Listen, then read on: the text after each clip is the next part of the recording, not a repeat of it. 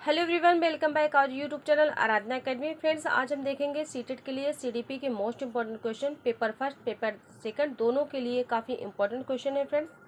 साथ ही साथ हम जो आपके प्रीवियस ईयर क्वेश्चन पूछे गए हैं, चाहे वो आपके ऑफलाइन हो या फिर ऑनलाइन, सभी क्वेश्चन हम कवर करेंगे। आज ये जो हमारा प्रैक्टिस सेट होने वाला है फ्रेंड्स, ये 9 यानी कि 9वां प्रैक्टिस सेट होने वाला है।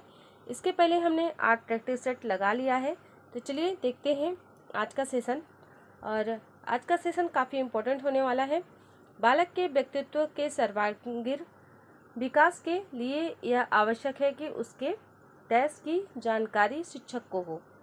ये कथन किसके द्वारा, और यहाँ पे डैश में क्या फील होगा आपको बताना है। यहाँ पे जो भरा जाएगा वो हो जाएगा फ्रेंड्स व्यवहार के द्वारा ही, उसके व्यवहार के द्वारा ही जानकारी शिक्षक को हो।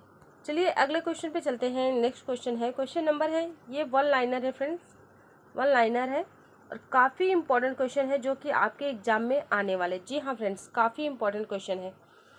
बच्चे फिल्मों में दिखाए गए हिंसात्मक व्यवहार को सीख सकते हैं। यह निष्कर्ष किस मनोवैज्ञानिक द्वारा दिए गए कार्य पर आधारित हो सकता है। तो ये दिया गया है किसके द्वारा, अल्बर्ट मंडूरा द्वारा, जिन्होंने सामाजिक सिद्धांत का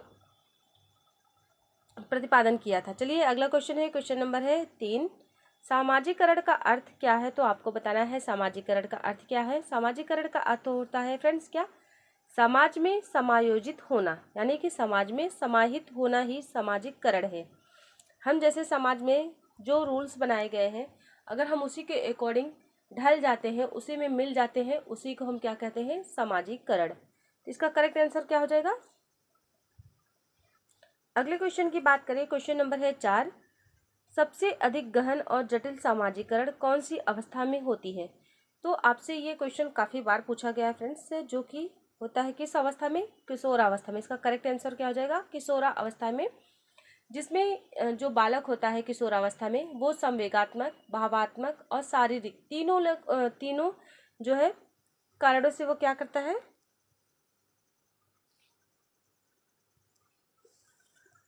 सामाजिकरण का जो है ये इसकी जटिल अवस्था होती है। नेक्स्ट क्वेश्चन है, क्वेश्चन नंबर 5 है, अपनी कक्षा के बच्चों में सामाजिकरण की प्रक्रिया को तेज करने के लिए शिक्षक को अपना वर्ताव डैश रखना चाहिए, यानी कि कैसा बर्ताव रहना चाहिए जिसमें शिक्षक का सामाजिकरण प्रक्रिया तेज हो। इसका करेक्ट आंसर हो जाएगा स्नेह और सहानुभूतिपूर्ण होना चाहिए। यहाँ पे कौन सा आंसर करेक्ट हो जाएगा फ्रेंड्स, स्नेह और सहानुभूतिपूर्ण। चलिए अगले क्वेश्चन पे चलते हैं। नेक्स्ट है हमारा क्वेश्चन नंबर है 6, सामाजिकरण की प्रक्रिया में अनुकरण को उपयोगी तथा विकासात्मक बनाने के लिए आवश्यक तत्व कौन से हैं। तो यहाँ पे आपका करेक्ट आंसर हो जाएगा पड़ोस, परिवार एवं पड़ोस। करेक्ट आंसर क्या हो जाएगा, परिवार एवं पड़ोस। चलिए अगले क्वेश्चन पे चलते हैं। नेक्स्ट है हमारा क्वेश्चन नंबर 7 है, मानसिक विकास की औपचारिक सक्रियात्मक अवस्था की मुख्य विशेषता कौन सी है। तो यहाँ पे आपका जो करेक्ट आंसर हो जाएगा अमूर्त चिंतन। चलिए अगले क्वेश्चन पे चलते हैं। नेक्स्ट क्वेश्चन है, क्वेश्चन नंबर 8 है, कोहलबर्ग के अनुसार सही और गलत के प्रश्न के बारे में निर्णय लेने में शामिल चिंतन प्रक्रिया को कहा जाता है। तो यहाँ पे क्या कहा जाता है, नैतिक तर्कणा। अगर आपसे क्वेश्चन में पूछा जाए कोहलबर्ग के द्वारा कौन सा सिद्धांत दिया गया है, तो वहाँ पे आपका करेक्ट आंसर हो जाएगा नैतिक तर्कणा। चलिए अगले क्वेश्चन पे चलते हैं। क्वेश्चन नंबर है हमारा 9, पियाजे के अनुसार संज्ञानात्मक विकास के किस चरण पर बच्चा वस्तु अस्थायित्व को प्रदर्शित करता है। तो वो हो जाता है फ्रेंड्स, कौन सा ऑप्शन, आपका ऑप्शन करेक्ट हो जाएगा मूर्त सक्रियात्मक अवस्था में जो है बच्चा जो है क्या करने लगता है, वस्तुओं को अस्थायित्व प्रदर्शित करने लगता है। चलिए अगले क्वेश्चन पे चलते हैं। नेक्स्ट क्वेश्चन है, क्वेश्चन नंबर 10 है। 10 में पूछा गया है आपसे, वह स्तर जिसमें बच्चा किसी वस्तु एवं घटना के बारे में तार्किक रूप से सोचना शुरू करता है, कहा जाता है कौन सी अवस्था होती है। तो वो हो जाती है फ्रेंड्स, आपके करेक्ट आंसर हो जाएगा पूर्व क्रियात्मक अवस्था। नेक्स्ट क्वेश्चन है, संवेदी गत्यात्मक अवस्था को और किस नाम से जाना जाता है? तो संवेदी जो आपका गत्यात्मक अवस्था होता है उसे और किस नाम से जाना जाता है? इंद्रजन अवस्था के नाम से जाना जाता है। ये क्वेश्चन भी आपसे काफ़ी बार एग्जाम में पूछा गया है, जो कि ये दिया गया है जीन पियाजे के द्वारा, जो कि इसका टाइम पीरियड है 0 से लेके 2 वर्ष तक। चलिए अगले क्वेश्चन पे चलते हैं। नेक्स्ट क्वेश्चन है, क्वेश्चन नंबर 12 है, अधिगम अंतरण से क्या तात्पर्य है? तो अधिगम अंतरण से क्या तात्पर्य है आपको बताना है। यहाँ पे जो आपका करेक्ट आंसर हो जाएगा, किसी पूर्व ज्ञान के आधार पर नए ज्ञान को सीखना ही अधिगम अंतरण कहलाता है। उदाहरण, जैसे साइकिल चलाने वाला व्यक्ति क्या करता है? स्कूटर चलाना सीख लेता है, तो वही क्या हो जाता है आपका अधिगम अंतरण। चलिए अगला क्वेश्चन देखते हैं। अगला क्वेश्चन है, अधिगम अंतरण कितने प्रकार के होते हैं? तो अधिगम अंतरण फ्रेंड्स 3 प्रकार के होते हैं, धनात्मक अंतरण, शून्य अंतरण और ऋणात्मक अंतरण। जैसे कोई व्यक्ति है, कोई भी बच्चा है, अगर वो साइकिल चलाते चलाते मोटरसाइकिल सीख लेता है तो क्या हो जाता है उसका धनात्मक अंतरण। और कोई बच्चा है जो कि साइकिल चलाता है और वो सिर्फ साइकिल ही चलाना सीखता है, मोटरसाइकिल या फिर कुछ भी नहीं करता, वो क्या हो जाता है शून्य अंतरण। और कोई बालक है, जैसे वो स्कूटर चलाना जानता है पर वो कार चलाना नहीं सीख पाता है, वहाँ पे क्या हो जाएगा आपका ऋणात्मक अंतरण। चलिए अगले क्वेश्चन पे चलते हैं। क्वेश्चन नंबर है 14, धनात्मक अंतरण कितने प्रकार का होता है? धनात्मक अंतरण जो है 3 प्रकार का होता है, क्षैतिज, समानांतर, बी ऑप्शन है ऊर्ध्वाधर और सी ऑप्शन है द्विपार्श्विक।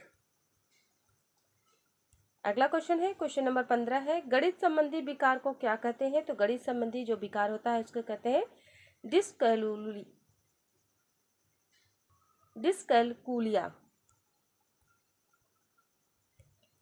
अगला क्वेश्चन है, क्वेश्चन नंबर है हमारा 16, पढ़ने संबंधी विकार को क्या कहते हैं? तो पढ़ने संबंधी विकार को कहते हैं डिलेक्सिया। नेक्स्ट क्वेश्चन है, क्वेश्चन नंबर 17 है, लिखने संबंधी विकार को क्या कहा जाता है? तो जो लिखने संबंधी विकार होता है फ्रेंड्स उसे कहते हैं, इसका करेक्ट आंसर हो जाएगा डिस्ग्राफिया। चलिए नेक्स्ट क्वेश्चन पे चलते हैं। अगला है क्वेश्चन नंबर है 18, लिखना, पढ़ना और बोलने संबंधी विकार को क्या कहते हैं? डिस्प्रैक्सिया। ये क्वेश्चन फ्रेंड्स काफ़ी बार एग्जाम में पूछा गया है, तो इस पर मोस्ट इम्पोर्टेंट लगा लेंगे आप। अगले क्वेश्चन पे चलते हैं। क्वेश्चन नंबर है हमारा 19, अवधान संबंधी विकार को क्या कहते हैं? तो अवधान संबंधी विकार को कहते हैं ADHD। 20 नंबर क्वेश्चन है, विशिष्ट बालक कौन होते हैं? तो विशिष्ट बालक कौन से होते हैं फ्रेंड्स? वे बालक जो सामान्य बालक से हटकर होते हैं। इन्हें एक नया शब्द विभिन्न योग्यता वाले भी बालक कहा जाता है। जैसे अगला क्वेश्चन है, क्वेश्चन नंबर 21 है, बुद्धि के परिणामों के आधार पर सामान्य संभावना वक्र किसने प्रस्तुत किया है? इसका करेक्ट आंसर हो जाएगा टर्मन ने।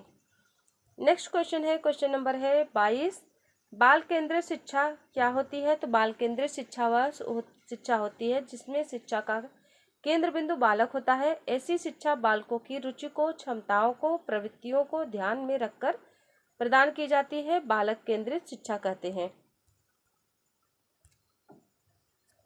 अगला क्वेश्चन है, क्वेश्चन नंबर 23 है, प्रगतिशील शिक्षा के जनक कौन है? तो प्रगतिशील शिक्षा के जनक है जॉन डेवी। नेक्स्ट क्वेश्चन है, क्वेश्चन नंबर है 24, प्रोजेक्ट विधि के जनक कौन है? तो इसका करेक्ट आंसर हो जाएगा किलपैट्रिक और जॉन डेवी जो है इसके जनक माने जाते हैं। अगला क्वेश्चन है, क्वेश्चन नंबर 25 है, प्रगतिशील शिक्षा किस पर अधिक बल देती है? तो जो प्रगतिशील शिक्षा होती है वो प्रोजेक्ट विधि के से पढ़ने पर अधिक बल देती है, इसका करेक्ट आंसर हो जाएगा। अगला क्वेश्चन है, क्वेश्चन नंबर है 26, बालकों के नैतिक विकास के जनक कौन है? तो बालकों के नैतिक विकास के जनक है कोहलबर्ग, जिसके द्वारा नैतिक तर्कड़ा दिया गया है सिद्धांत। अगला क्वेश्चन है, क्वेश्चन नंबर है हमारा 27, नैतिकता का क्या अर्थ है? नैतिकता का अर्थ होता है फ्रेंड्स क्या? बालक में नैतिक गुणों का विकास करना ही नैतिकता है। जैसे झूठ न बोलो, बड़ों का आदर करना, दूसरों की आज्ञा का पालन करना, दूसरों की सहायता करना, मिलजुल कर रहना आदि। अगले क्वेश्चन पे चलते हैं। क्वेश्चन नंबर 28 है, कोहलबर्ग ने नैतिक विकास को कितने चरणों में बांटा है? तो नैतिक विकास को 3 चरणों में बांटा है। पहला है पूर्व रूढ़िगत नैतिक का स्तर जो 4 से लेकर 10 वर्ष तक होता है। दूसरा है रूढ़िगत नैतिकता का स्तर जो 10 से 13 वर्ष होता है। और उत्तर रूढ़िगत नैतिकता का स्तर जिसमें 13 से अधिक वर्ष तक। इसमें भी 2-2 पार्ट किए गए हैं फ्रेंड्स। जी हाँ फ्रेंड्स, 2-2 पार्ट इसमें भी है। कुल टोटल जो है 6 स्तरों में बांटा गया है। ये इसके 3 चरण हैं और 3 चरणों में 2-2 स्तर है। इससे कुल टोटल जो है 6 स्तर होते हैं। चलिए अगले क्वेश्चन देखते हैं। क्वेश्चन नंबर है हमारा 29, सेमीपस्थो विकास का सिद्धांत यानी कि ZPD सिद्धांत किसने दिया है? तो ये दिया गया है बायोट्स्की द्वारा। अगला क्वेश्चन है, क्वेश्चन नंबर है 30 में दिया गया है बायोट्स्की कहाँ के निवासी थे? तो बायोट्स्की जो है रूस के निवासी थे। इसका करेक्ट आंसर क्या हो जाएगा? बायोट्स्की रूस के निवासी थे। क्वेश्चन नंबर है 31, अंधों की लिपि के जनक कौन है? तो अंधों की लिपि के जनक है लुई ब्रेल। अगला क्वेश्चन है, क्वेश्चन नंबर है 32, LKG व UKG पद्धति के जनक कौन है? तो फ्रोवेल है। क्वेश्चन नंबर है 33, नर्सरी पद्धति के जनक कौन है? तो नर्सरी पद्धति के जनक जो है मारिया मॉन्टेसरी। इसका करेक्ट आंसर हो जाएगा। अगले क्वेश्चन पे चलते हैं। अगला क्वेश्चन है, क्वेश्चन नंबर है 34, भूल एवं प्रयत्न सिद्धांत किसने दिया है? तो थार्नडाइक के द्वारा यह दिया गया है। अगला क्वेश्चन है, क्वेश्चन नंबर है हमारा 35, अनुकूलित अनुक्रिया या क्लासिकी अनुबंधन सिद्धांत किसने दिया है? तो पावलोव ने। किसके द्वारा दिया गया है? पावलोव ने। अगला क्वेश्चन है, क्वेश्चन नंबर है 36, क्रिया प्रसूत अनुबंधन सिद्धांत किसने दिया है? तो वो दिया गया है स्किनर ने। नेक्स्ट क्वेश्चन है, क्वेश्चन नंबर है हमारा 37, जीन पियाजे किस विचारधारा के समर्थक थे? तो जीन पियाजे संज्ञानात्मक विचारधारा के समर्थक थे। अगला क्वेश्चन है, क्वेश्चन नंबर है 38, जीन पियाजे किस देश के निवासी थे? इसका करेक्ट आंसर हो जाएगा स्विट्जरलैंड के निवासी थे।